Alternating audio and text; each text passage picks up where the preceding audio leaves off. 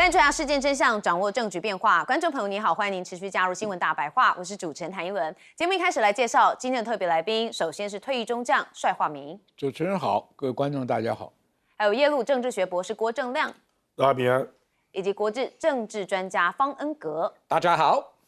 好，观众朋友，我们要持续带大家来关心的就是川习通话。好，就在立春这一天这个习近平很忙嘛，先跟普京通了视讯通话之后，后来又跟川普打了电话。好，但是这通电话其实还蛮重要的好，我们来看到驻美大使谢峰他现在就说，要坚持元首外交的引领，要把准美中关系发展的方向。好，2025年，习近平主席跟川普4次通话，多次通信，而且在10月釜山这个韩国釜山成功的会晤，那在关键时刻为美中的关系巨轮校正了航向。好，那中国官媒甚至也提到了，这4月份他们不是要这个见面吗？而且川普是要到北京这边来跟习近平谈话。好，那华府智库主任也确实说习近平的表态有着明显的针对性，而且很强硬。他是在铺垫告诉川普等你4月来访时，要准备好就台湾议题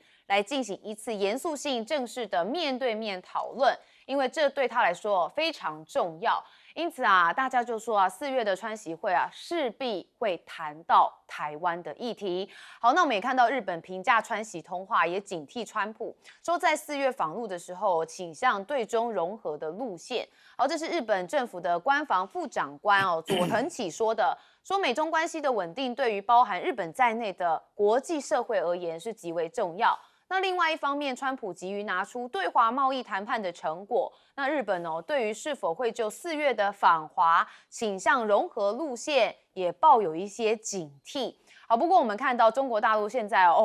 出手非常的大方，川普你要大豆，你要黄豆，我就买。好，他说拟增购买美国大豆800万吨。好，那当然就是在川普的发文里头看到嘛，这个陆方考虑在对美国大豆的采购量大幅的增加800万吨。好，这个消息一出随即芝加哥的大豆期货的价格就飙升，这涨幅一度超过了3%。好，报价来到每普氏尔大约是10.92美元，创下了近2个月以来的新高。川普当然很开心这大豆的区域也是他的选票区所以大豆就等于选票，这个是川普的一个大概的概念。好，但是我们要看到美国现在也启动了锻造倡议要阻北京稀土武器化。所以我们前面谈到2个人还是有通话但是该防的还是要防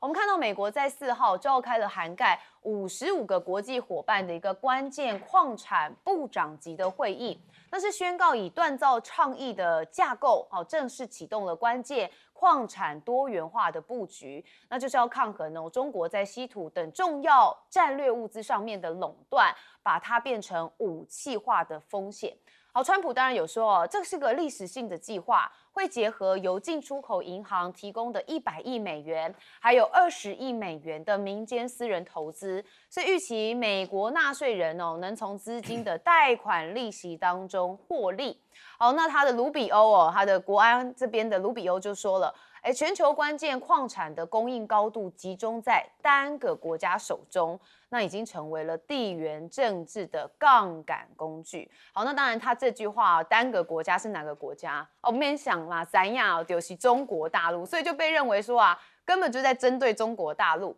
好，那当然现在组建一个关键矿产的联盟，中国这边也有一些反应我们来看，因为华府宣布了嘛，要跟11个国家签署双边的关键矿产框架协议，还有一些 MOU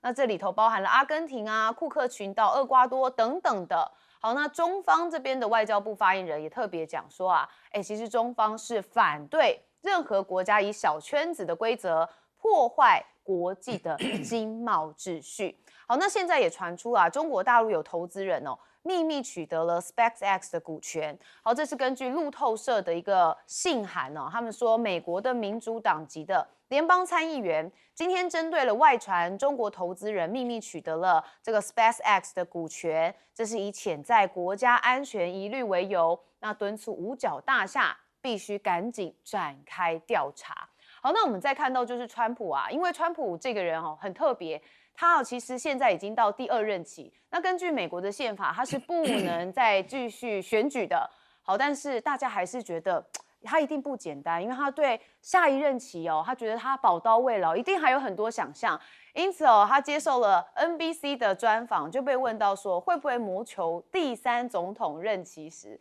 我觉得他的说法也很特别他说我不知道，但是这事儿挺有意思。不过我顺着你的话，给出你期待的答案，岂不太无聊，就太没劲了，生活也少了很多的乐趣。确实啊，我们因为川普多了很多的乐趣这个世界都不一样了好，那当然也看到2028年范斯还是卢比欧来接班呢。现在川普也说啊，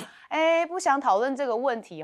我们距离下一次的大选还有3年现在有2个人表现很棒，我不希望有争议我希望有争论。或者我不想用争夺战这个说法，他说不会有争夺战。好，那我们看看他是不是有其他的方法，有可能有第3任期。好，那再来看到川普在 NBC 受访也自夸政绩，他说他接手了国家史上最惨的通膨，还宣布美国目前犯罪率正处于125年来的最低点。好，但是 NBC 的事实查核中心也针对这些说法，认为有一些夸大之嫌，因为就业市场的真实的增长速度到通膨指数的变动川普口中的历史之最跟客观有很大的落差。那有些是他刻意夸大，有些是他弄错了资料的真正意思。好，但是真的不能惹川普因为像是波兰下议院议长批评川普不配有诺贝尔和平奖。哇！现在美国大使就决定要断绝跟他的来往就说因为他对于川普发表了荒谬且无端的侮辱。哇，动作很大而且看起来每次常常会不开心。好，就是不能让川普不开心嘛好，我们看到一开始的川习会，好，那我们持续来讨论一下双方的态度。我们先问亮哥，这个大概是中方主动。而且先跟普京打完电话，然后又跟川普打电话，这有史以来第1次了。那俄罗斯是把习近平跟普京的那个视讯登在头版头，那2个人背后都有2支国旗了，所以这是很正式的对话。那我觉得他是刻意先让美国看到这个跟俄罗斯，他邀请他访问北京嘛。所以目前我们就是联手的状态了，那接下来再打电话给川普，这个姿态很明显了，就是我跟俄罗斯是好朋友，那我其实跟你的关系，我们是希望能够强化合作的关系啦那基本上是这样啦，就是中国大陆当然是希望就是说这个美中俄这3个大国能够稳住国际的秩序啦。那为什么是这个时间？因为伊朗现在有变数嘛。可是这个不是重点嘛，重点是中国大陆他提了2句话，我觉得都蛮有意思的。第一句话就是说，中国大陆言必信，行必果，我会履行承诺。所以你看大豆买了嘛，非军用的稀土也出了嘛，那希望能够继续维持这个状况。那第2句话就比较有意思了。他说：“勿以用刘备的话了，勿以善小而不为，勿以恶小而为之。希望我们一步接一步，累积互信，把事情做好。那最好做好事，做大事。那接下来就转进台湾问题。所以显然他是对美国这1年来台湾问题，国务院做的动作有意见了。我认为3公报已经都被挑战了，包括 AIT 开记者会支持台湾地位未定论，包括美国国务院也有人说2758号决议不包括台湾嘛，对不对？那最近军售，对，然后中方觉得你超过817公报的范围，所以我觉得习近平说立场有点强硬是这个意思啊，就是你先跟俄罗斯站在一起，然后我再跟你讲。你有求于我啦，那我是会遵守承诺的。你今年要选举嘛，那你也邀请我8、9月回访，对不对？那经济方面我愿意给利多，大概是这个暗示啦。可是你挑战对台湾的三公报，你要给我一个交代啊，大概就这个意思啦，啊，那美国会怎么回应，我真的不知道，因为这个是第一次，尤其是把军售直接用那种话讲出来，他说希望美国务必谨慎处理对台军售问题，这个真的是第一次讲啊，因为以前大概都是讲一个中国啊之类的吧，啊，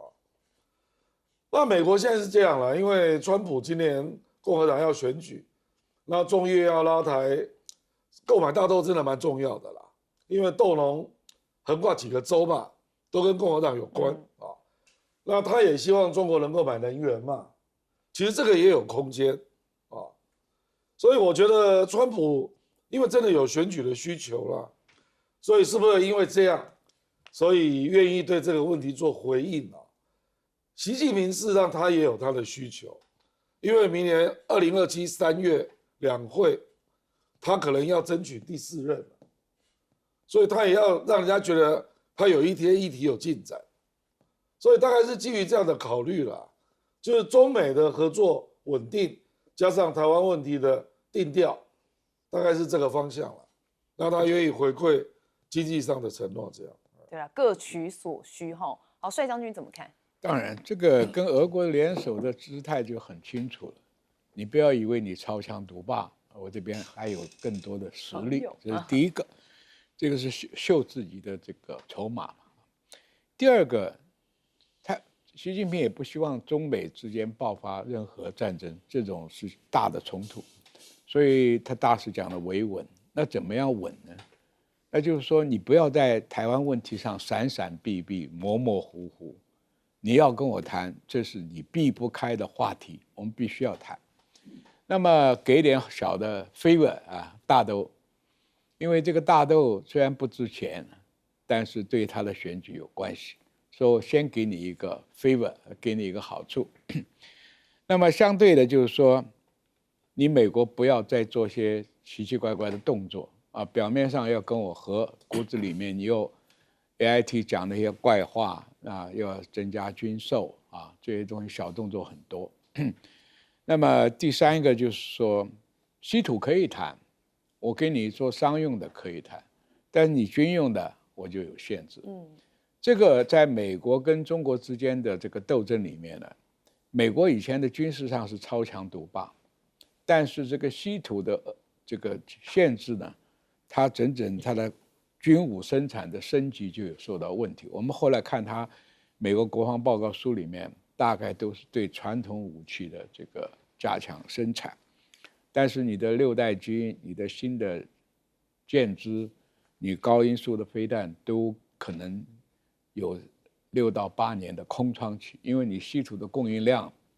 你现在虽然是讲找了20几个国家，花了1200亿想去找矿源做生产，那毕竟还要很长的时间。所以我的看法就是说，美国的军武生产品的升级可能要迟缓。因为我看他后来国务院里面对所有这个军品的预算啊，就看得出了这个问题，所以现在是2大之间呢，在互相交换自己的利益，交换自己的短板，这个互相在谈，所以很紧张的当然是日本啊，还有台湾。这个到底台湾在美国的这个所谓第一岛链的地位还要不要维持啊，或者是川普怎么样？那么，川普当然有兴趣干下一任、第3任，但是现在不好开口。为什么？他还要等到他这1年做完，他的民调，还有他修宪的可能性，所以讲的那2个接班人根本就不是他真正的意思。所以记者问他，是不是你问这个问题太可笑？不是太可笑，是他还在审时度势，看看有没有那个可能。有可能的话，他绝对会参与。真的是很厉害哦，他已经年纪蛮大的哦，真的是宝到位了。好，方律怎么看？好像目前呢，就是在今年2026年初，在这个时候，川普对一些外交或国际议题，他的态度跟从他去年上任以来是没有太大的变化，就是说它还是以贸易为主了。那连跟在中美关系之间一样啊，还是以贸易为主了。所以习近平也知道啊，所以就答应说大豆多买，多买，那川普就很高兴了。那跟其他的国家也是还是以贸易为主啊，连这个 C2 这个高峰会，部分的是去风险化，那部分是贸易或把制造拿回美国等等，那也是经济问题啊，不是纯粹一个国家安全的问题，也是跟经济有关的。所以川普他一样也没有提什么民主之类的人权等等，连跟习近平通话的时候也没有提这个东西了。他跟其他的国家的来往一样，也还是以贸易为主了。他贸易方面非常强硬，他没有什么让步了。他要跟不管是哪一个国家，台湾好、日本、南韩，最近印度啊，昨天也有新闻说美国跟阿根廷有达成贸易协议。那川普一样都没有让步，态度都非常强硬。那这些国家最后还是几乎都是他们让步了。那川普就觉得我真的有得到很多东西了。所以外交方面，不管是哪一个国家，我觉得至少从他上来到现在1年这段期间，他的做法态度，他把哪一些议题放在最前面，我觉得不管外部有什么声音，比如说国务卿 Marco Rubio， 其实我们都知道他非常看重。我还是认为他这方面他跟川普总统有一些不同意见，他可能还是希望川普可以一直讲台湾，一直讲香港，一直讲西藏。那但是川普都不要了。那国会议员也是希望川普会讲这些东西了，那川普都不会。所以川普没有因为有这些外部的压力而改变他的外交方面的做法，这个完全没有任何变化，而且我相信至少将来几个月可能会维持这个想法，尤其是因为他至少希望4月份去中国都是会很顺利。那以后中美关系会不会有大的变化？不排除，但是目前还是 Trump 是明显要保持这个很稳定的状态。对，因为毕竟这一年他们有选举嘛。对不对？然后4月要访中，然后他也邀请了川普要到美国。好，所以今年呢，对于川普来说，必须要稳住目前跟中国的一些情谊哦。好，我们休息一下，马上回来。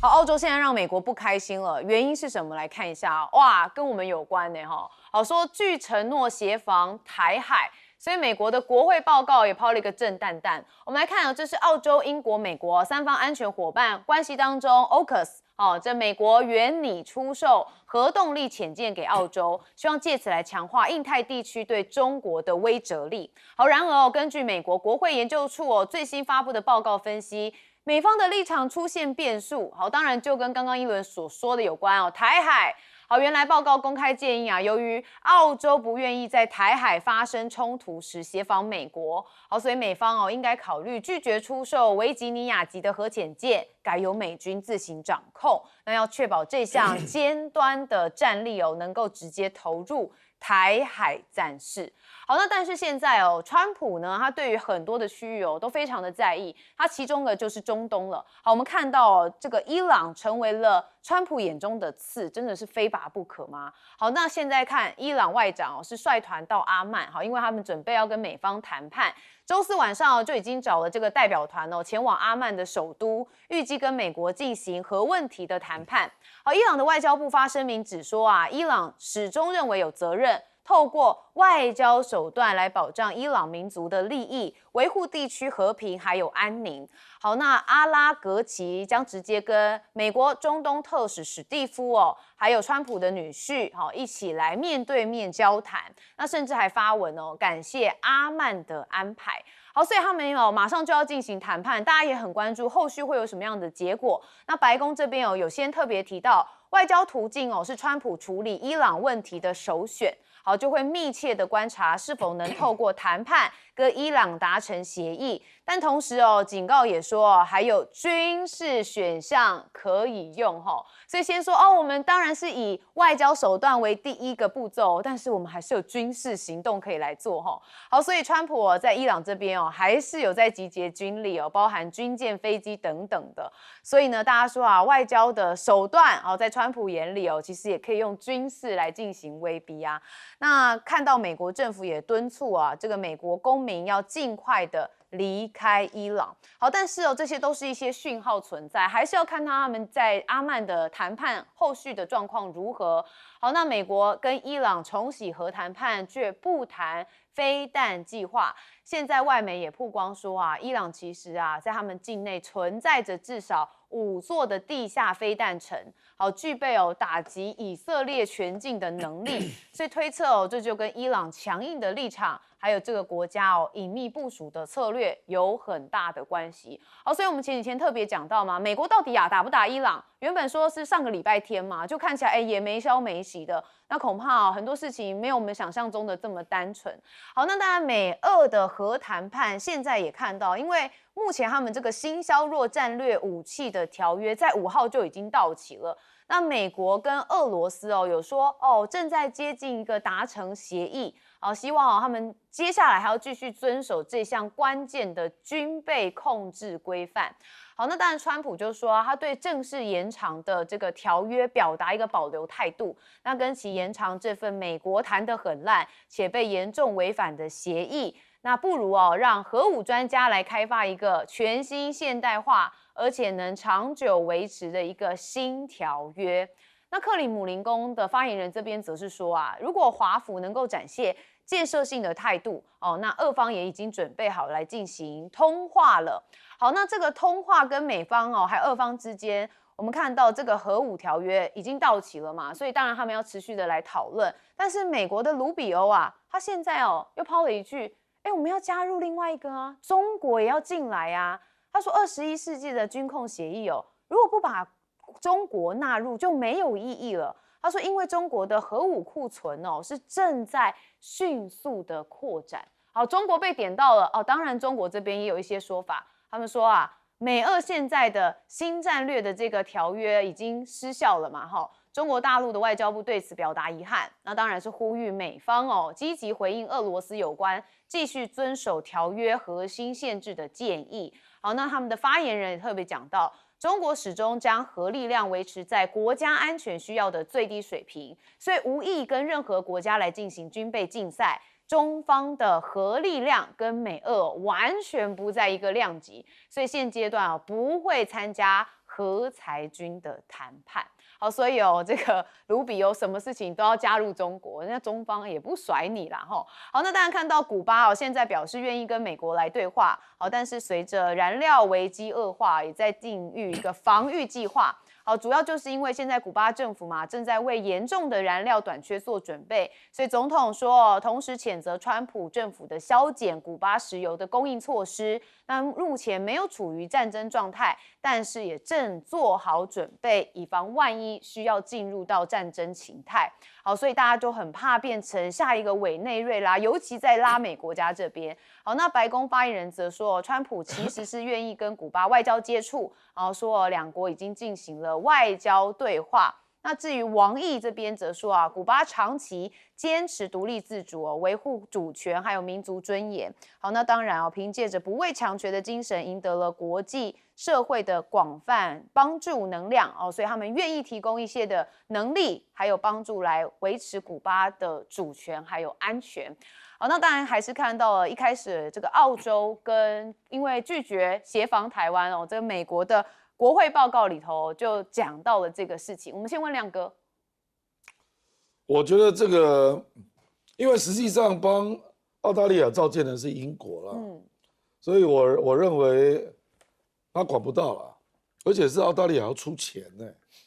你不要赚钱因为美国可能会负责攻击系统等等所以这个说说而已啦。澳大利亚跟韩国一样，他们都不可能介入台海战争现在真的比较明显在表态是日本嘛，对不对？那我觉得美国对伊朗还是极限施压啦。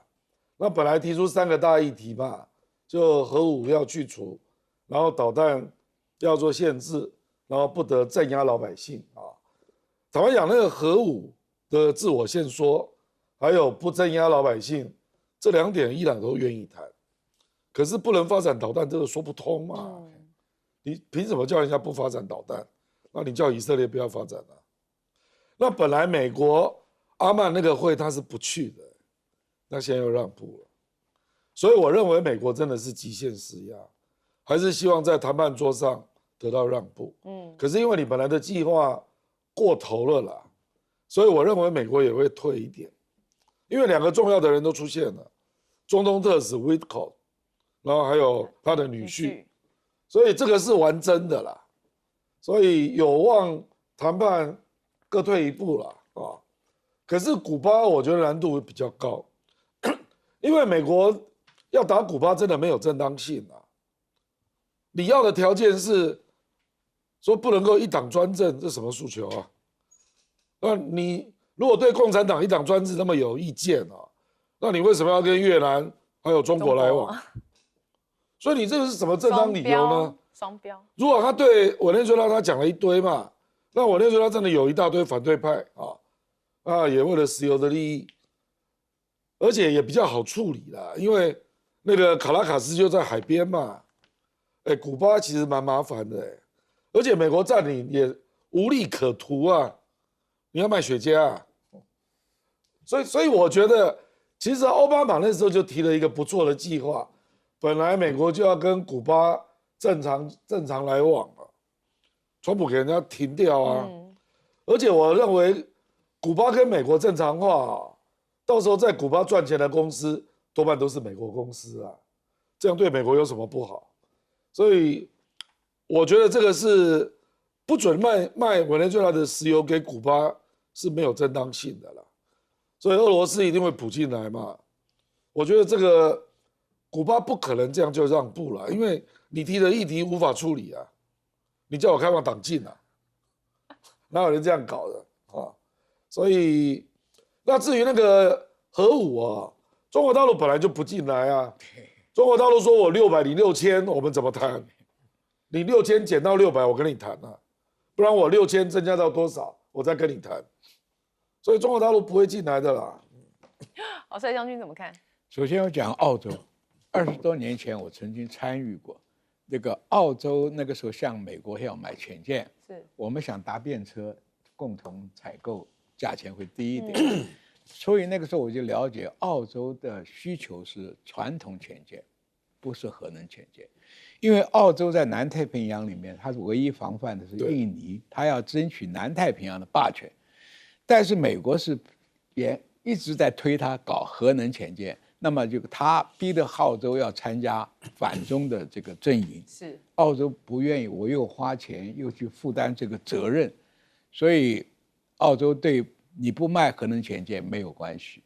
对澳洲没有损失，但是他可以跟德国买，跟法国买，跟日本买，就改柴油潜舰。对，改柴油潜舰，因为它的需求没那么大嘛。核能潜舰唯一优点就是可以跑到南太平洋，可以跑到南海，跑到“一带一路”、印度洋。那我去澳洲要这个干嘛呢？花钱还找挨揍啊，对不对？你去搞跟中国的时候，那挨打嘛。对抗。对。美国一直希望把澳洲变成它的一个军事前瞻的跳板。你看达尔文港，对不对？那这个问题，因为关岛是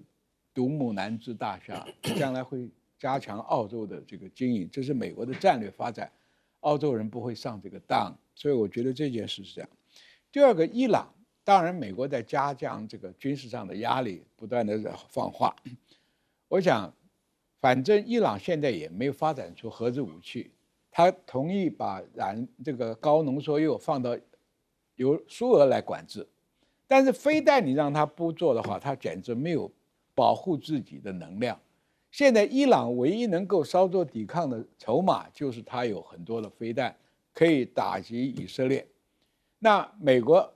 这3个条件，我觉得不可能完全照着美国的讲法，所以飞弹这一项还有得谈，还有得谈。那么另外这个核子条件，刚刚亮哥讲得很清楚，中国大陆现在400、600发，到年底差不多1000发，跟你6000发不能比。而且美国这个核武谈判很诡异的，因为它的义勇兵3呢已经50多年了，非常老旧的核能武器，核子洲际飞弹，它要推哨兵飞弹的话，又财力不够，太贵，所以他现在就出了一个花样，他准备把义勇兵3呢从单一的弹头改成3个弹头，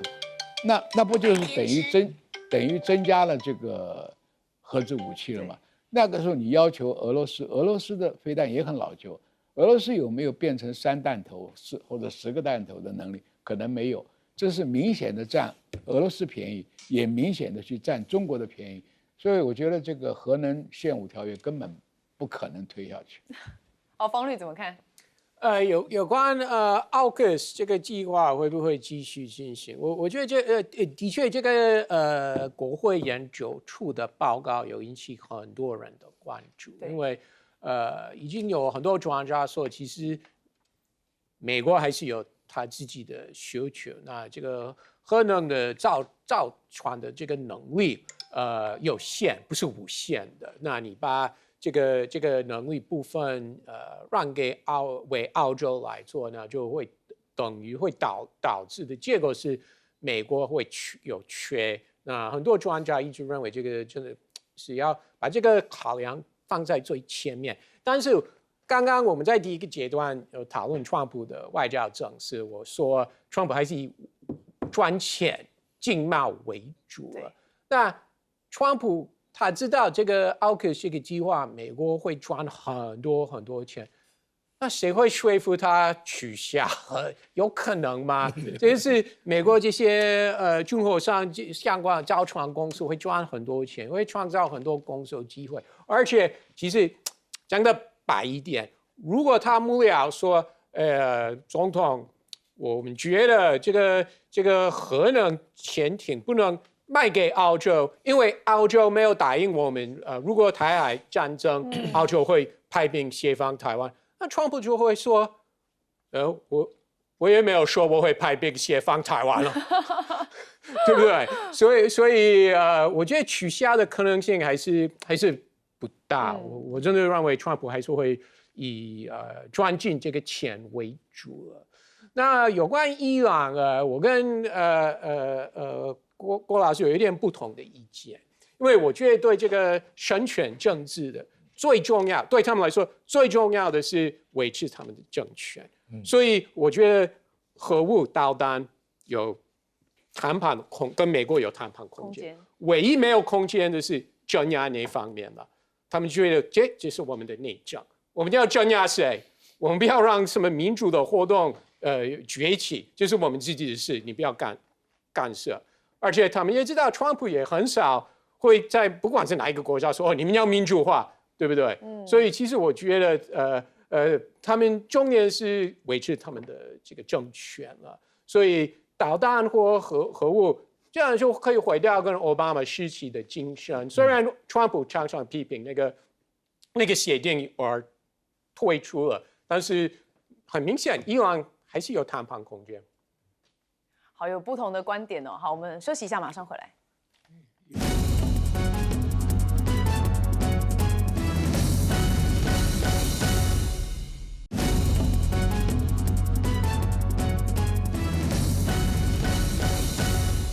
好，观众朋友，昨天我们才提到立陶宛哦，在2021年的时候，它设立了台湾代表处，好，引发了现在后续的余波荡漾。好，现在他们的总理认错了，好，说当初不应该冲这么快，好像冲到了火车面前。好，现在还有持续的一些后续效应。好，我们来看到啊，现在中国是不是拿立陶宛在警告高市呢？好，现在说修复要对华关系，立陶宛嘴上认错，但是还不够。所以一段时间以来啊，立陶宛方面零零碎碎释放了一些改善对华的讯息，但是言行不一。好，位在多罗的海的立陶宛不可能感受不到中欧关系升温。好，那立陶宛必须要拿出更有诚意的行动，那实际纠正并且消除恶劣的影响。当然，为中方还有立陶宛关系正常化来创造条件。好，所以刚刚一轮不是讲了标题吗？是不是拿立陶宛在给这个高市早苗看呢？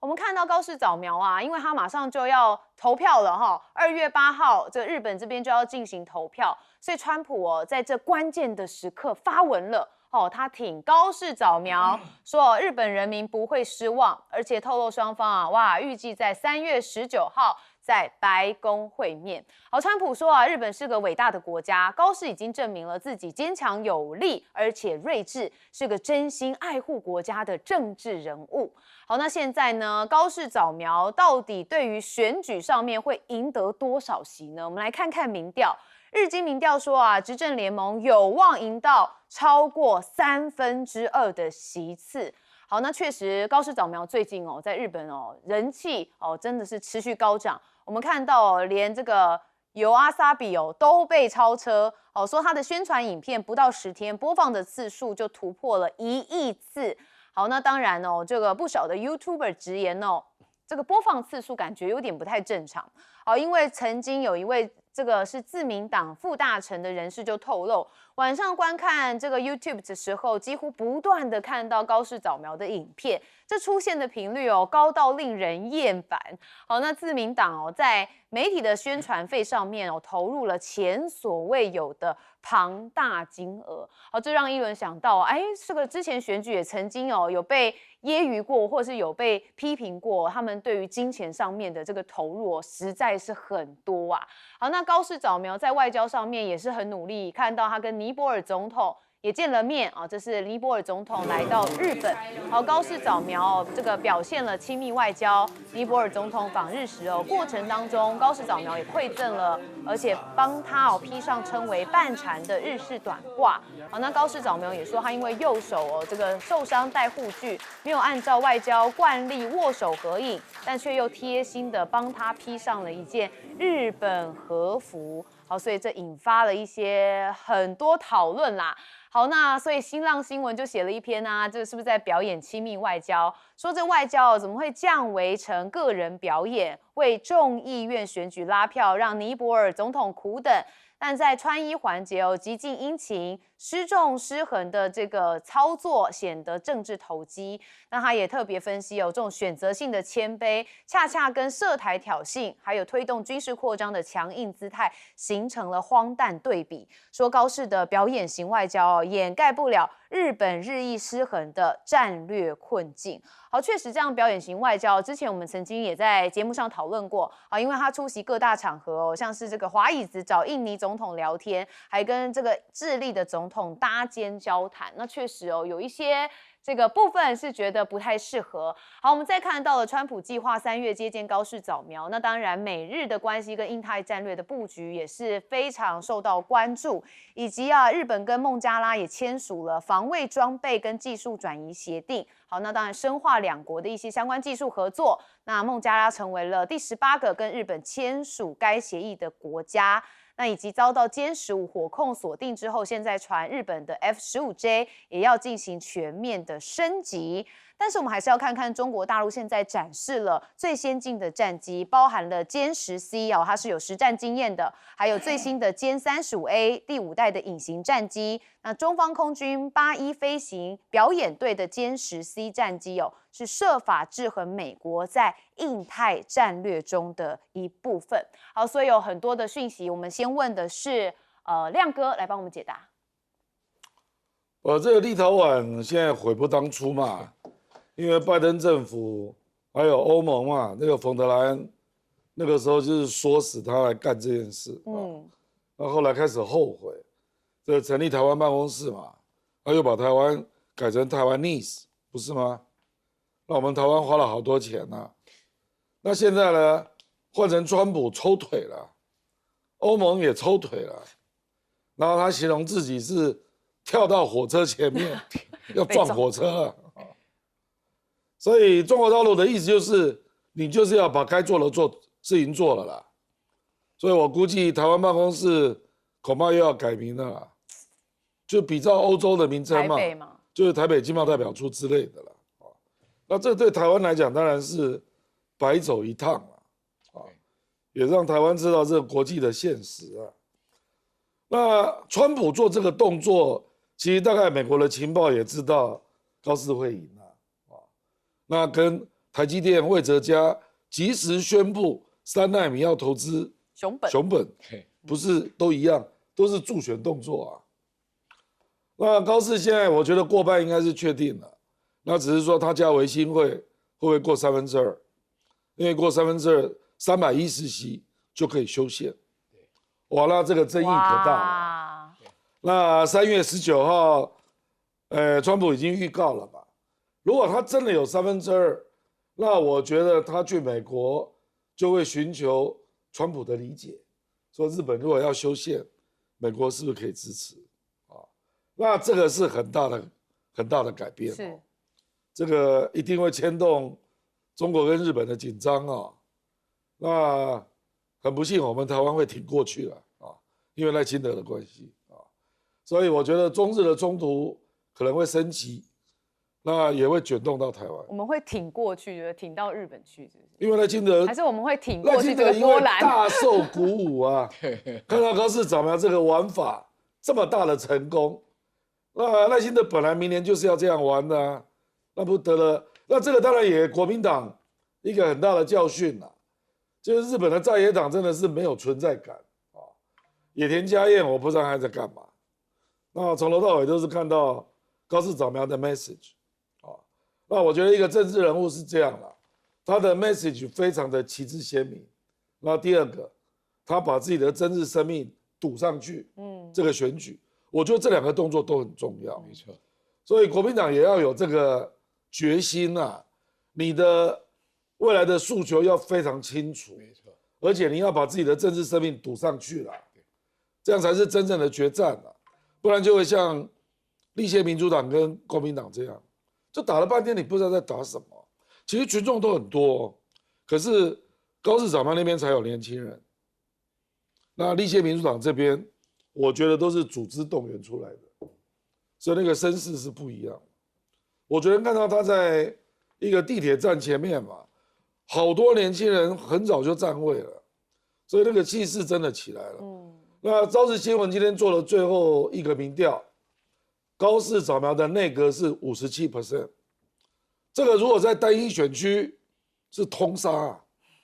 这是通杀的民调啊，所以反正就2天就知道结果了嘛。对，目前就是这样。好，一轮跑选举的经验哦，就是气势真的是最重要的。这个2天哦，也有可能翻哦，但是现在气势正高涨，看起来笃定了。对，将军，我记得在国民党在选主席的时候，我就再三强调，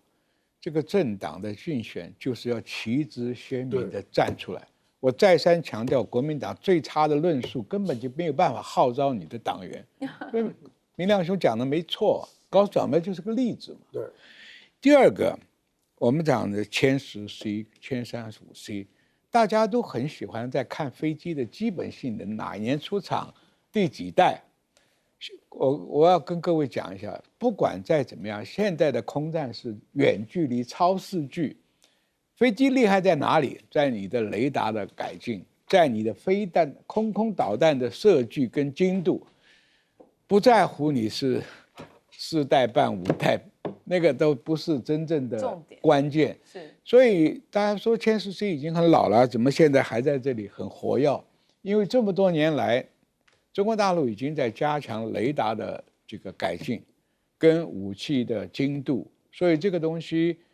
就是说我不会抛弃旧有的机型，但是它的作战性能会增加。所以这个问题常常大家都看偏了，一天到晚在算，6代机有几架，5代机有几架。事实上，作战的时候是靠距离。你像美国，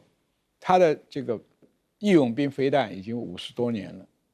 它没有办法多在这个分导弹的弹头，它就没有办法增加威力。它现在要搞这个名堂。第二个，超高音速飞弹的防拦，你说我看美国今年的国防预算跟这个分布，他还把钱放在哪里？放在1000多发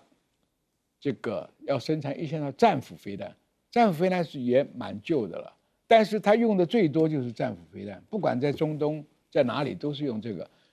那换句话说，它要标3标6，因为它现有的东西来防范，因为俄乌战争它也给了很多，以色列战争它也消耗很多，它库存品就快差不多，它必须要赶做这些东西，它又做不出新的。这个6代机它没有预算，大战舰也编不出预算，这些问题都是可以看出来，它维持它现有的装备的数量，所以我一再强调，它有6到8年的空窗期，就是你要稀土如果受到限制的话，它很难发展出。它现在的军力啊，已经跟中国大陆是平衡差不多了。是，好，我们最后问方律。有关立陶宛这件事情，那个时候我本来就我有一点疑虑了，我觉得那个时候台湾不管是总统、外交部等等，非常非常高兴。但是我那个时候认为，好，你最终的目标或你最终会得到什么？其他的国家会跟着立陶宛同意台湾代表处可以证明吗？那到目前为止，哪一个国家有？连美国也没有，不管是拜登或川普都没有同意驻美代表处可以证明啊。欧洲其他的国家也没有，东南亚国家不用讲，都不会同意了。加拿大、澳洲都没有同意了啊。然后呢，付一个好大的代价了，因为台湾政府答应我们会直接投资立陶宛